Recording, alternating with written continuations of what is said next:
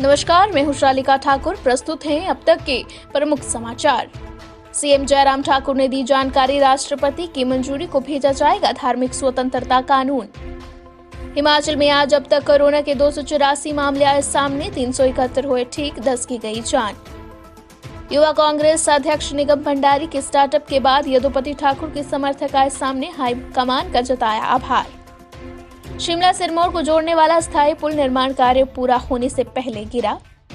ऊना के विधायक के रिश्तेदार की जेसीबी अवैध खनन करते पकड़ी, 50,000 का काटा चालान। भारत बंद के दिन हिमाचल में भी होंगे प्रदर्शन, हिमाचल कांग्रेस ने आम लोगों से मांगा समर्थन। आत्महत्या का जरिया बन रहे कीटनाशक सल्फास पर लगाम लगाने की तैयारी।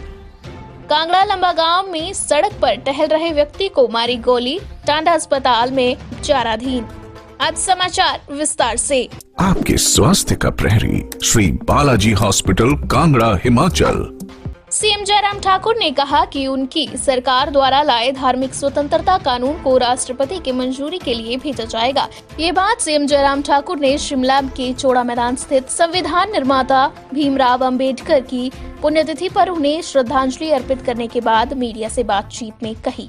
सीएम ने कहा कि हिमाचल धार्मिक स्वतंत्रता कानून लाने वाला पहला राज्य है।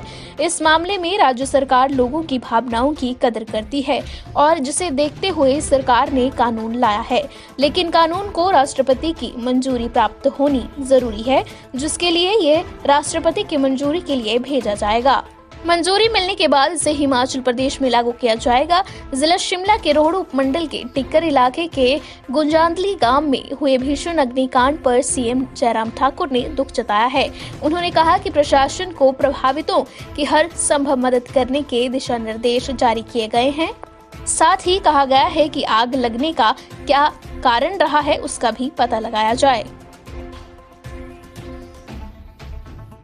हिमाचल प्रदेश में आज अब तक कोरोना के 284 मामले सामने आए हैं। कांगड़ा में 62, शिमला में 57, मंडी में 37, कुल्लू में 30, बिलासपुर में 29, ऊना में 25, चंबा में 19, हमीरपुर में 17, सोलन में 8 नए कोरोना पॉजिटिव के मामले सामने आए हैं। वहीं 371 कोरोना पॉजिटिव आज ठीक हुए हैं, जिसमें शिमला में 194, सोलन में 71, चंबा में 29, बिलासपुर में 25, मंडी में 17, सिरमौर में 16, हमीरपुर में 10 व किन्नौर में 8 कोरोना पॉजिटिव ठीक हुए हैं। हिमाचल में आज अब तक 10 कोरोना पॉजिटिव की जान गई है। शिमला और कांगड़ा में 4-4 व हमीरपुर मंडी में 1-1 कोरोना संक्रमित की मृत्यु हुई है। सीएमओ मंडी डॉक्टर देवेंद्र शर्मा ने जानकारी देते हुए बताया है कि रविवार को मेडिकल कॉलेज नेरचौक में कोरोना संक्रमण की चपेट में आने वाले 2 लोगों की मौत हो गई। उन्होंने कहा कि एक मृतक 80 वर्षीय महिला मंडी जिला के समखेतर से ताल्लुक रखती थी और दूसरा 82 वर्षीय बुजुर्ग व्यक्ति हमीरपुर जिला से संबंध रखता था। हिमाचल प्रदेश युवा कांग्रेस के नवनियुक्त प्रदेश अध्यक्ष निगम भंडारी के कांगड़ा से स्टार्टअप के 24 घंटे बीतने से पहले ही युकांग के कार्यकारी अध्यक्ष यदुपति ठाकुर के समर्थक भी सामने आने लगे हैं। युवा कांग्रेस के प्रदेश महासचिव गोल्डी चौधरी व बैजनाथ ब्लॉक युवा कांग्रेस के अध्यक्ष रविंद्र राव ने एक बयान में यदुपति की नियुक्ति के लिए पार्टी हाईकमान व प्रदेश कांग्रेस के नेताओं का आभार जताते हुए कहा कि यदुपति को कार्यकारी अध्यक्ष बनाए जाने से हिमाचल प्रदेश में युवा कांग्रेस एकजुटता के साथ पार्टी की मजबूती के लिए कार्य करेगी। उन्होंने कहा कि इससे पहले यदुपति ठाकुर ने 2 बार चुनाव लड़कर हिमाचल प्रदेश NSUI के प्रदेश अध्यक्ष के पद पर रहते हुए अपनी सेवाएं दी हैं। हिमाचल प्रदेश के शिमला और सिरमौर को आपस में जोड़ने वाला अस्थायी पुल निर्माण कार्य पूरा होने से पहले ही गिर गया है। हिमाचल के साथ साथ उत्तराखंड के दुर्गम इलाकों की भाग्य रेखा कहे जाने वाले इस पुल का निर्माण NH 707 पर पेडिज नामक स्थान पर हो रहा था। रविवार सुबह निर्माण कार्य के दौरान पुल का अगला हिस्सा गिरकर शाल्वी नदी में पहुंच गया। पुल के गिरने के बाद विभाग और ठेकेदार पर गुणवत्ता को लेकर सवाल उठना शुरू हो गए हैं। प्रशासन ने पिछले करीब 10 दिनों से इस सड़क मार्ग पर बड़े वाहनों की आवाजाही पर रोक लगा दी थी ताकि पुल निर्माण कार्य में कोई अवरोध पैदा न हो। एसडीएम चौपाल द्वारा आगामी 16 दिसंबर तक इस प्रतिबंध के प्रभावी रहने की अधिसूचना भी जारी की गई थी। शेष समाचार ब्रेक के बाद।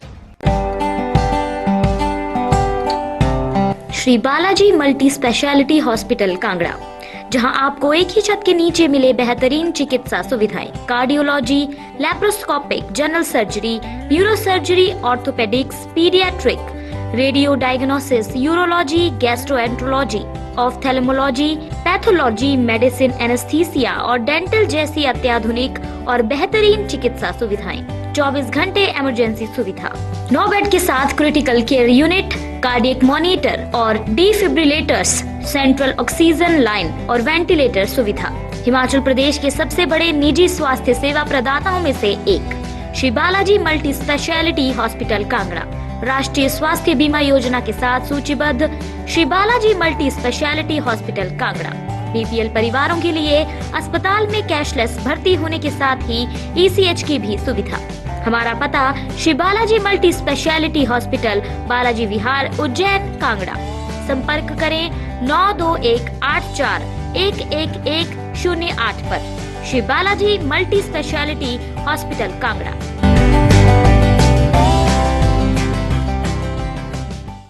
हिमाचल प्रदेश में बढ़ रहे अवैध खनन के मामलों पर पुलिस ने लगाम कसते हुए जिला ऊना के एक विधायक के रिश्तेदार की जेसीबी को अवैध खनन करते हुए पकड़ा है। पुलिस ने जेसीबी मालिक का 50,000 का चालान भी किया है। इसके अलावा अब पुलिस जेसीबी को जब्त करने की कार्रवाई अमल में ला रही है। पुलिस थाना गगरेट की टीम ने ये कार्रवाई शिवबाड़ी में स्वान नदी के पुल के पास की है। इस कार्रवाई में पुलिस ने कुछ लोगों को भी दबोचा है। जिला ऊना पुलिस प्रमुख ने आदेश जारी किए हैं कि अवैध खनन के मामलों में वाहनों से कोई चालान नहीं काटा जाएगा, बल्कि उन्हें जब्त किया जाएगा। हालांकि इस कार्रवाई के दौरान पुलिस को भी ये मालूम नहीं था कि ये जेसीबी विधायक के रिश्तेदार की है। डीएसपी अम्ब सृष्टि पांडे ने बताया कि पुलिस ने शिवबाड़ी के पास एक जेसीबी मशीन खनन में संलिप्त पाई थी, जिस पर पुलिस ने 50,000 रुपए का चालान किया है।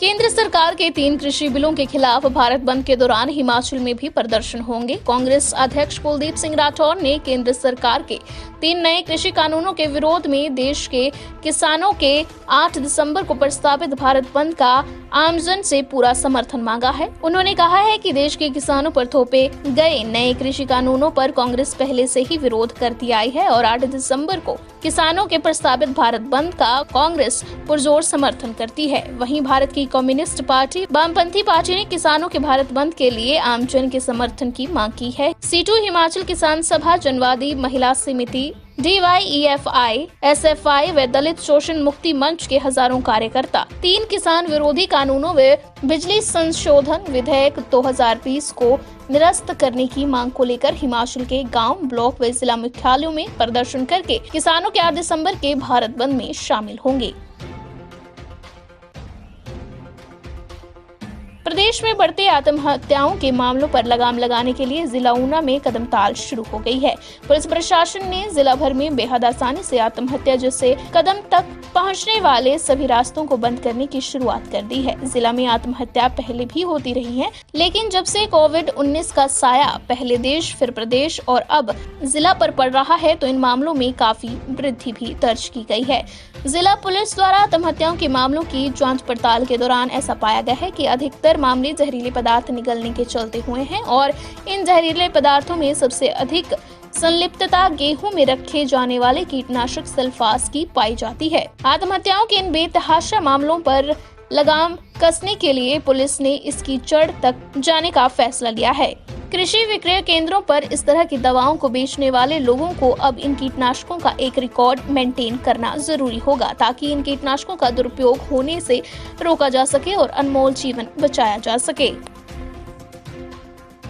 हिमाचल प्रदेश के जिला कांगड़ा के तहत लंबा गांव में गोली चलने की घटना सामने आई है। स्थानीय निवासी विनय शर्मा पुत्र स्वर्गीय बलराम शर्मा को अज्ञात लोगों ने गोली मारकर घायल कर दिया। घायल विनय को उसके परिवार के सदस्य रात को ही doctor Rajendra Prasad medical college अस्पताल टांडा ले गए, जहां उसका इलाज चल रहा है। विनय ने पुलिस को दिए बयान में बताया कि रात करीब 10 बजे के बाद वह अपने घर पर खाना खाने के उपरांत सड़क पर टहल रहा था, तो उसी दौरान एक गाड़ी आई जिसमें 3 व्यक्ति सवार थे और उतरकर उन्होंने उससे तलवार जाने के लिए रास्ता पूछा और उसके मुंह पर स्प्रे किया। शोर मचाते ही उनमें से किसी एक व्यक्ति ने गोली चला दी। अंधेरा होने के कारण पता नहीं चल पाया कि गोली किस हथियार से चलाई गई। इसके बाद हमलावर भाग गए। सूचना मिलने के बाद पुलिस की टीम ने अज्ञात हमलावरों के खिलाफ मामला दर्ज कर लिया है। एसपी विमुक्त रंजन भी रात को ही मौके पर पहुंच गए थे। उन्होंने हमलावरों की धरपकड़ के लिए टीमें गठित कर दी हैं। आज का समाचार बुलेटिन यहीं पर होता है समाप्त। दीजिए हमें इजाजत। धन्यवाद।